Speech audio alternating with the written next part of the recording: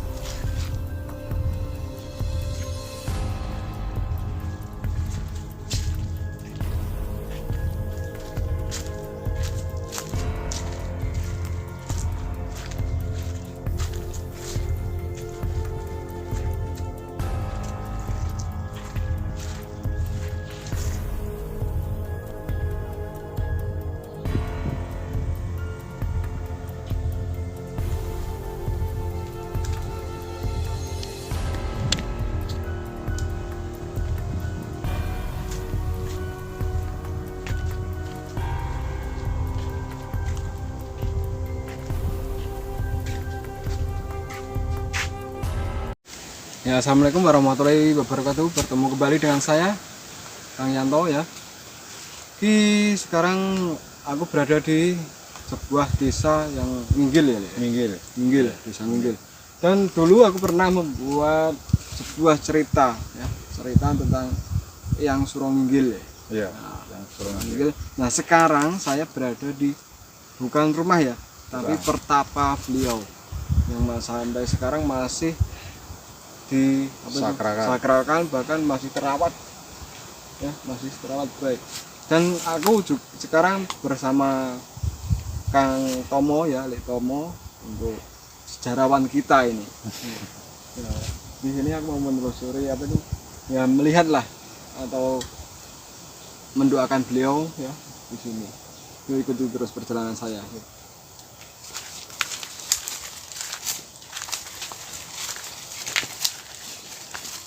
Assalamualaikum.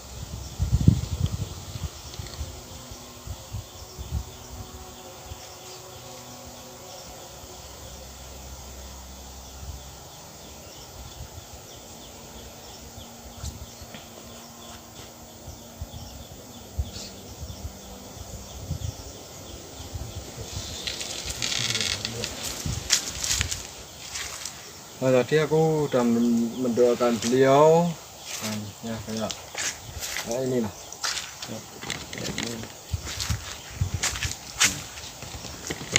Di sini tadi aku mendoakan beliau ya, dan sekarang aku juga masih bersama narasumber atau sejarawan saya ya, Lek Tomo. Nah, kita mau aku akan ambil gambarnya di sekitar di sini ya, biar itu ada gambarnya, ada videonya.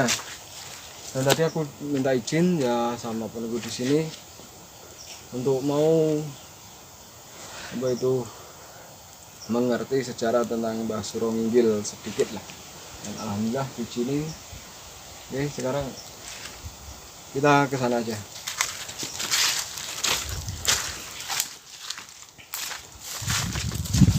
Ini ada tempat makanya.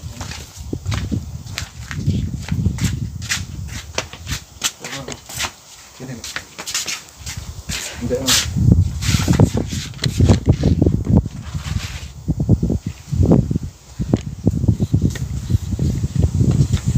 Mari di mata di situ.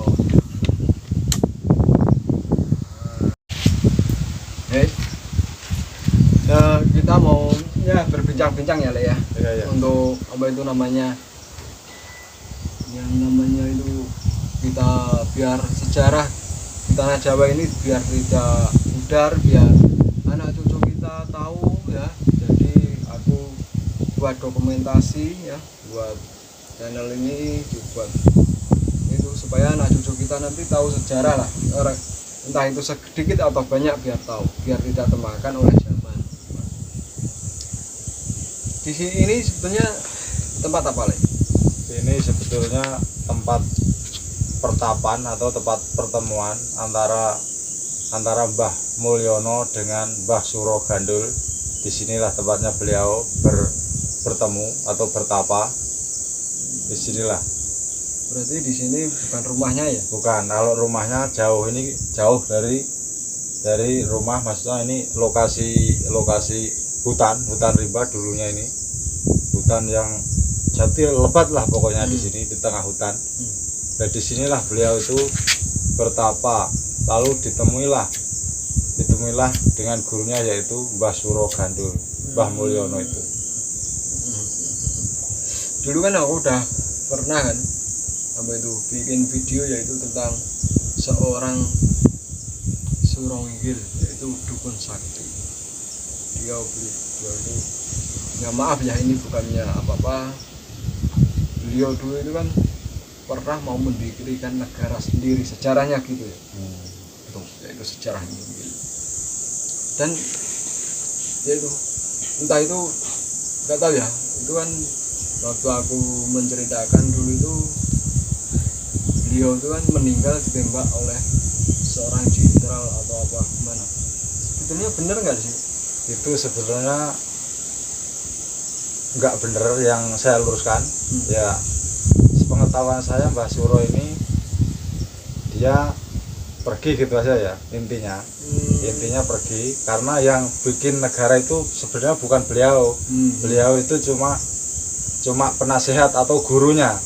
Lah yang agak rese itu murid-muridnya. Sebenarnya Mbah Suro itu enggak seperti itu. Iya. Mbah Suro itu. Ya aku pernah dulu ada ya yang komen, tapi itu cantriknya yang usil atau yang apa itu namanya, ya, pokoknya yang bikin rese lah. Itu siapa? Itu namanya Suradi. Nah itu apa ya, betul? Iya, itulah yang bikin gara-gara cantriknya itu. Berarti asal mulanya dari cantriknya yaitu siapa sih? Sri Mulyadi Cantrik yang cantriknya itu Suradi. Suradi itu. Sebetulnya Mbah Suronggil itu tidak punya niatan ya buat negara sendiri, tetapi ya karena itulah. Dia seorang guru, dia melindungi murid-muridnya, mengayomi. Itu Biar tidak apa itu namanya, biar tahu cerita sebelumnya. Soalnya apa? Ya, maaf ya. Beliau ini kakek sama ayahnya itu murid juga, murid sini. makanya beliau tahu yang sejarahnya ya gimana itu. Ya. Mbah Mulyo itu tahun berapa itu? Kalau tahunnya kurang tahu saya. Kalau tahunnya sekitar tahun berapa kurang tahu. Tapi 70-an? Enggak, sekitar pokoknya setelah merdeka. Kan bukan orang sini yang itu, yang namanya Suradi bukan orang sini. Dia orang luar Blora. Gitu. Ya. Itu dulu kan kalau nggak salah ya. Ya itu kan terkenalnya dengan dukun sakti kan. Iya. Mbah Suro Nginggil itu. Iya, waktu pertemuan ayah saya dengan Mbah Suro itu, ayah saya juga sakit matanya itu sakit, tahu bernanah. Dia lalu kesinilah untuk berobat Ke rumah Mbah Suro ke ya. rumah Mbah Suro untuk berobat. Akhirnya bapak saya itu sampai sekitar 3 tahun di sini. Waktu itu Mbah Suro belum apa-apa. Beliau masih seorang petani biasa waktu itu. 3 tahun terus berarti itu sakitnya bapaknya sampean sembuh ya. Sembuh. Terus dia mengabdi atau berguru lah ya untuk sama Mbah Suro. Suro Nginggil. Nah itu tadi ya, waktu itu sebetulnya Mbah Suro Nginggil itu tidak punya niat untuk mendirikan negara, tetapi ya cantriknya itu tadi ya. Tuh. Bahkan dulu sampai geger ya. Iya. Ini waduh, semuanya pemerintah pokoknya nggak setuju itu. Lalu di bumi hanguskan lah ini Nginggil ini. Sampai Bemawan itu banjir darah istilahnya. Istilahnya itu. Ya, pernah dengar sih aku itu. Kalau di ceritaku aku kan ceritanya yang dulu itu kan tentang sama istrinya juga. Istrinya namanya siapa? Lupa. Kita di sini mau menceritakan sedikit lah ya, mungkin tidak yang kita ketahui tidak banyak ya. Iya, cuma sedikit lah yang kita ketahui, cuma itulah intinya. Jadi intinya ya sebetulnya bukan Mbah Suro Nginggil yang mau mendirikan negara sendiri, tetapi cantriknya itu. Cuma beliau kan namanya orang tua harus melindungi Ya, anaknya. Seperti itu intinya. Sebetulnya Mbah Suro juga nggak setuju, tapi gimana? Serba salah. Kayak mau gitu. Mau dukung negara yang Di situ semua muridnya sudah terlanjur ngumpul di situ. Ya, ngumpul. Ini kan pertemuan yaitu Mbah Suro Nginggil dengan gurunya, dan rumahnya di sana. Ini jauh ini guys. Jauh ini kita perjalanan aja ya, ini di tengah hutan ya. Kita desa mungkin terakhir ya, kita lewat desa terakhir 30 menit guys, lebih menitan. bisa lebih tadi dari desa Nginggil terakhir ya, dari Nginggil sampai di sini pertapa beliau ya. Ini ada 30 menit lebih. Bahkan jalannya menuju sini itu sangat jelek sekali guys ya. Masih berbatu, Ya ini lumpur. sebetulnya apalagi dari Medan sampai Nginggil ya Pak. Iya. Ini sebetulnya PR pemerintah ya. PR pemerintah itu. Jalannya maaf Bapak pemerintah, siapa tahu ada yang melihat video saya. Ya ini curahan masyarakat lah.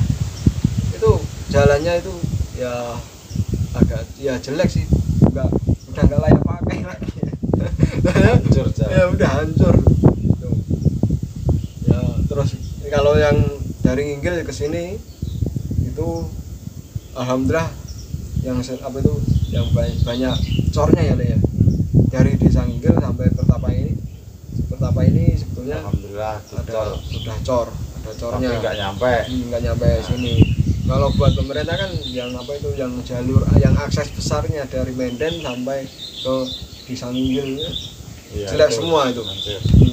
Kalau dari Nginggil ini sebetulnya hutan rimba dulunya, tapi ya ada masa dulu lah, tahu ini udah habis hutan jatinya itu guys ya. Bahkan ini ya, jalan akses ini kan sebetulnya akses hutan, tetapi udah dicor sama masyarakat untuk menuju ke pertapa beliau. Berarti orang sini itu masih menghormati beliau ya, masih diuri-uri ya, masih terawat bagus. Ya sebetulnya kayak gitu sih, tempat-tempat bersejarah itu seharusnya kita rawat biar anak cucu kita nanti tahu sejarahnya ini apa, gimana gitu, bukan malah dirusak. Kadang ada tempat bersejarah dirusak ya itu sebetulnya nggak bagus sih. Kita kesini kan sebetulnya tujuan kita baik, nggak Enggak penelusuran. Soalnya kalau mau penelusuran malam ya, mau hunting, jalannya nggak kuat guys malam-malam. parah. Jadi mau ya cerita sejarah sedikit lah. Ya tentang itu apa betul ya ya? Apa itu namanya? Beliau Mas Surawinggil itu kan banyak yang apa itu menyebut beliau itu seorang dukun TKI yang sakti. Itu apa PKI yang sakti, apakah dia itu ikut PKI itu atau gimana, atau itu cuma isu atau gimana? Ya sebetulnya dia itu seorang istilahnya dukun ya. Istilahnya dukun, lah murid-murid ini kebanyakan itu orang PKI.